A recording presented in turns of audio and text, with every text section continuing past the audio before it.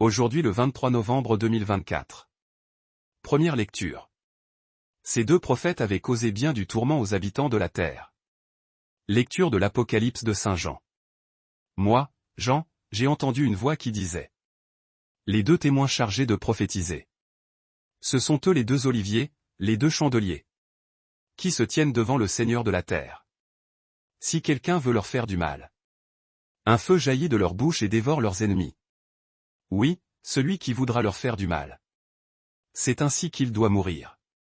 Ces deux témoins ont le pouvoir de fermer le ciel. Pour que la pluie ne tombe pas.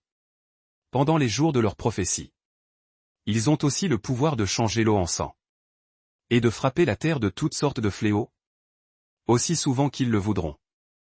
Mais, quand ils auront achevé leur témoignage. La bête qui monte de l'abîme leur fera la guerre. Les vaincra et les fera mourir. Leurs cadavres restent sur la place de la grande ville. Qu'on appelle, au sens figuré, Sodome et l'Égypte. Là où leur Seigneur aussi a été crucifié. De tous les peuples, tribus, langues et nations. On vient regarder leurs cadavres pendant 3 jours et demi. Sans qu'il soit permis de les mettre au tombeau. Les habitants de la terre s'en réjouissent. Ils sont dans la joie, ils échangent des présents. Ces deux prophètes, en effet, avaient causé bien du tourment. Aux habitants de la terre. Mais, après ces 3 jours et demi. Un souffle de vie venu de Dieu entra en eux. Ils se dressèrent sur leurs pieds. Et une grande crainte tomba sur ceux qui les regardaient. Alors les deux témoins entendirent. Une voix forte venant du ciel, qui leur disait. Montez jusqu'ici. Et ils montèrent au ciel dans la nuée. Sous le regard de leurs ennemis. Parole du Seigneur. Nous rendons grâce à Dieu. Psaume. Béni soit le Seigneur, mon rocher. Béni soit le Seigneur, mon rocher. Il exerce mes mains pour le combat. Il m'entraîne à la bataille. Il est mon allié, ma forteresse.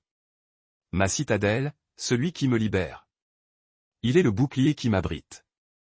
Il me donne pouvoir sur mon peuple. Pour toi, je chanterai un chant nouveau.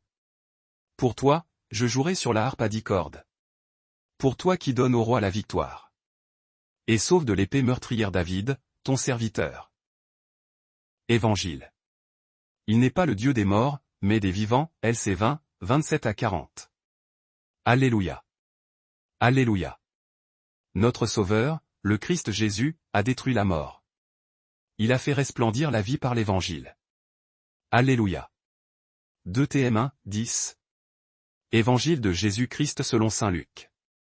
En ce temps-là, quelques Sadducéens, ceux qui soutiennent qu'il n'y a pas de résurrection, s'approchèrent de Jésus et l'interrogèrent. Maître, Moïse nous a prescrit. Si un homme a un frère qui meurt en laissant une épouse mais pas d'enfant, il doit épouser la veuve pour susciter une descendance à son frère. Or, il y avait 7 frères. Le premier se maria et mourut sans enfant. De même le deuxième, puis le troisième épousèrent la veuve. Et ainsi tous les 7. Ils moururent sans laisser d'enfant. Finalement la femme mourut aussi. Eh bien, à la résurrection. Cette femme-là, duquel d'entre eux sera-t-elle l'épouse? Puisque les 7 l'ont eue pour épouse. Jésus leur répondit. Les enfants de ce monde prennent femme et mari. Mais ceux qui ont été jugés dignes d'avoir part au monde à venir et à la résurrection d'entre les morts ne prennent ni femme ni mari. Car ils ne peuvent plus mourir. Ils sont semblables aux anges. Ils sont enfants de Dieu. Et enfants de la résurrection. Que les morts ressuscitent. Moïse lui-même le fait comprendre. Dans le récit du buisson ardent. Quand il appelle le Seigneur. Le Dieu d'Abraham, Dieu d'Isaac, Dieu de Jacob. Il n'est pas le Dieu des morts, mais des vivants.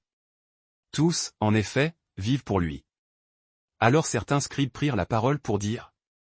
Maître, tu as bien parlé. Et ils n'osaient plus l'interroger sur quoi que ce soit. Acclamons la parole de Dieu. Louange à toi Seigneur Jésus.